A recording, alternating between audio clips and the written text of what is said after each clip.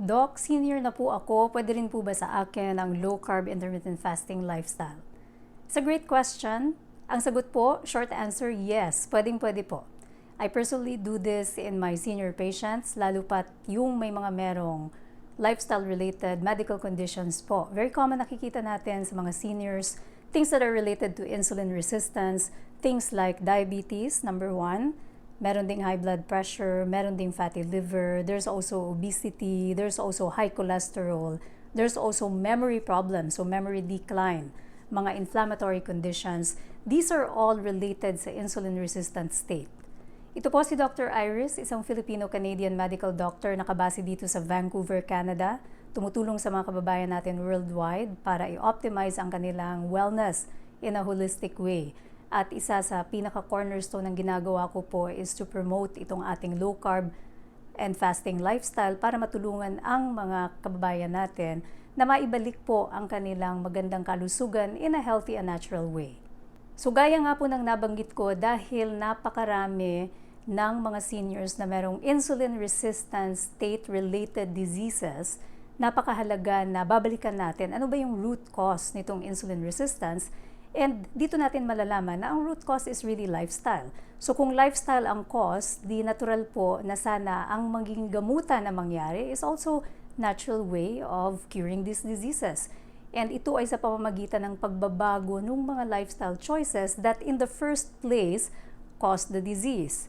Hindi po dapat tayo makontento sa pagtapal na lang, what I call the band-aid technique. Magreseta ng katakot-takot, karami-raming mga gamot na napakamamahal, napakarami pang side effect, bilang pagtugon lamang sa sintomas, but not ever really addressing the root cause, which is lifestyle choices. So certainly, pwedeng-pwede pong gawin ang low-carb and intermittent fasting lifestyle ng mga seniors. Kailangan lang to understand a few basic principles para magawa po ito ng safe. So unang-una, kailangan nating malaman ang mga seniors normally will have a cocktail of medications. Karamihan ng mga seniors will be not only on 1, 2, but most of the time 3 and up medications to address these lifestyle-related conditions na ito. Karamihan ng mga gamot ng mga seniors are diuretics to address yung pong blood pressure problems, medications that address diabetes, medications that address also hypertension. So dahil po dito, very, very important to know na kailangan maingat tayo, lalo na po sa induction phase, so pag sa start ng low-carb and fasting nutrition lifestyle, dahil ito yung phase kung saan marami tayong nakikitang side effects. And itong mga side effects na to are mainly related doon sa pagbabawas ng electrolytes gawa ng ating fat burning mode. When we go low carb, ang nangyayari po dyan is we start to burn fat as fuel. Magta-transition tayo from sugar burning kasi, coming from a high carb diet, tayo mag-shift sa low carb diet. Ang mangyayari niyan is mapipilitan ang katawan natin to get fuel from our own fat dahil hindi na nga masyadong marami yung pumapasok na carb na dati-rati ay siyang pinagmumula ng ating fuel. So, mangyayari na we will transition from being a sugar burner to a fat burner. Ngayon, pag tayo nagfa-fat burning, ang mangyayari dyan is we will make use of yung ating mga fat bodies. And yung way, the main way of elimination nitong fat bodies na ito is by urine. So ngayon, with increased urination will also go the electrolytes. The more that we pee out, which is common sa induction phase ng ating fat burning, as we are getting fat adapted, naiihi din natin palabas yung ating mga electrolytes, and this is what causes a lot of symptoms in the induction phase, yung tinatawag pong keto flu. Dito mararanasan natin yung mga pagsakit ng ating mga kalamnan, minsan pagkahilo, minsan pagsakit ng ulo, minsan para kang foggy, minsan para kang numb, nagkakaroon ka ng mga tingling. So dahil po yan sa electrolyte losses.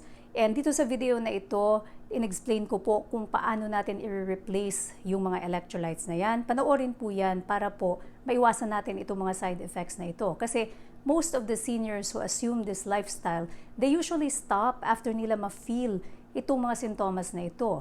And this is made even worse, of course, kasi nga yung mga gamot na iniinom ng karamihan ng mga seniors will already affect itong mga electrolytes na ito by making you pee them out. In order to control blood pressure, pinapaihi tayo ng mga salt ng mga gamot na ito. So the sodium goes out, the potassium goes out with the medication that you're taking for your blood pressure, especially po yung mga diuretics, yung pampaihi.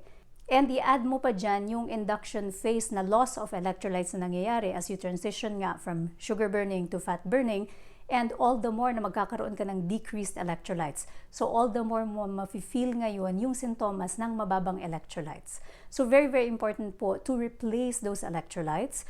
Very important to have a regular follow-up with your doctor kasi at some point with that weight loss, mababawasan ang insulin resistance. Pag bumaba yung insulin resistance, marireverse yung mga medical condition, and you will need to have some adjustment po sa inyong gamot to the point na slowly mawi-wean off yan hanggat mawala na ng tuluyan. But that needs medical supervision po. That needs guidance. Hindi lang po bastang subjective guidance, kundi really based on objective measures like laboratory parameters done regularly.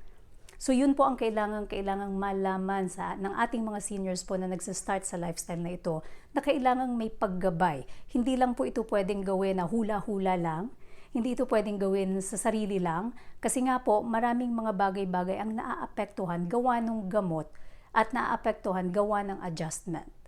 Another important thing na kailangan malaman ng mga seniors natin is really to meet yung essential na mga macronutrient requirements. 3 po ang ating macronutrients, proteins, carbohydrates, and fats. Sa 3 yan, 2 lang yung essential. Ito po yung ating proteins and fats. Natural na nangyayari sa isang tao, lalo na sa mga seniors natin, na taon-taon nababawasan po ang ating muscle mass. And ang building blocks ng muscles ay yung proteins. Hindi lang para sa mga muscles, kundi sa iba't ibang mga parts po ng ating katawan, katulad ng ating buhok, katulad ng ating skin, katulad ng ating nails. So we need to meet yung ating mga protein requirements. Ano ba ang protein requirement ng seniors? It is a minimum of 1.2 grams per kilogram body weight, all the way up to 1.7 grams per kilogram body weight per day. So for example, you're a 50 kilogram senior, kung gagamitin natin yung kalagitnaan na part niyan, so 1.5 grams per kilogram, yung inyo pong magiging requirement for the day will be 75, right? 50 times 1.5 is 75 grams per kilogram body weight. Kailangan po natin itong ma-meet, otherwise we are in danger of muscle wasting. Kasi pag hindi natin ito na-meet, saan kukunin ng katawan? Di syempre sa muscles. So we have to meet our protein requirement for the day. Very important din syempre sa seniors to incorporate some kind of movement. I encourage my senior patients to do resistance training pa rin, just to offset nga itong muscle loss na natural na nangyayari anyway. This is part of aging. So very important din po to combine ang inyong low carb and fasting lifestyle sa pagbibuild ng muscles, pagmi-meet ng inyong mga macronutrient, essential macronutrient requirements. Yung fat requirement naman po natin, it depends sa stage ng journey natin, it depends sa mga medical conditions natin. If we have had many, let's say, cardiovascular events already, nagka-heart attack na, nagka-stroke, it's best to get yung fat po ninyo for the day from sources that are more plant-based, more mga monounsaturated, polyunsaturated fats, katulad na makikita natin sa mga avocado, olives, avocado oil, olive oil, coconut, mga ganun po, fatty fish, para po healthier fat yung ating gagamitin. And one last thing po sa ating mga seniors who are kind of dilly-dallying sa lifestyle na ito, na minsan ay low carb, minsan naman hindi, magi-indulge. Just remember po yung insulin effect. Your body becomes quite sensitive sa insulin stimulation. Once you start going low carb, tapos bigla kayong mag-high carb, there are a few things that happen. Number 1, immediately magkakaroon kayo ng physical symptoms kasi yung katawan ninyo is already quite sensitive kay insulin, tapos bigla ninyong ifa-flood ng high carb.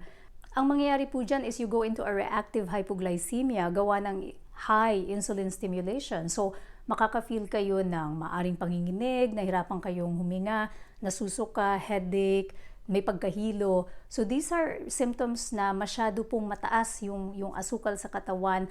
And these are symptoms of, being very insulin sensitive. And not to mention po, meron din talagang long-term damage yung fina-flood natin yung ating system ng carbs after masanay tayo na mag-low carb. So, panoorin po sa video na ito yung mga nangyayari sa katawan natin whenever we cheat. So, it's very important po na kahit senior na kayo, think about this lifestyle as something that's still more of a marathon. Think about sustainability. Hindi po tayo pwedeng hindi committed Kasi nga, yung yo-yo effect na ito will also cause long-term damage na hindi natin nakikita pero nangyayari sa loob ng katawan. Certainly, sa pamamagitan ng tamang gabay, pwedeng-pwede talaga itong gawin ng mga seniors to the point na, like in my case, marami sa mga senior patients ko natanggalan pa ng gamot na many years na nilang tinitake. They've had the medication even before they came to me and had me as their doctor. And with the low carb and fasting lifestyle, natanggal po yung mga maintenance medications nila.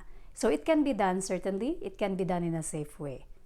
Kung kailangan ng extra gabay, join po ng mga communities natin. Kung kailangan ng food guide and other free resources, levelupwithdriris.com. Napakarami nating mga free trainings dyan, beyond pa sa health. Meron din tayong training sa wealth, meron din tayong training sa mental health. I am always wishing you holistic wellness, stay healthy, and stay low carb.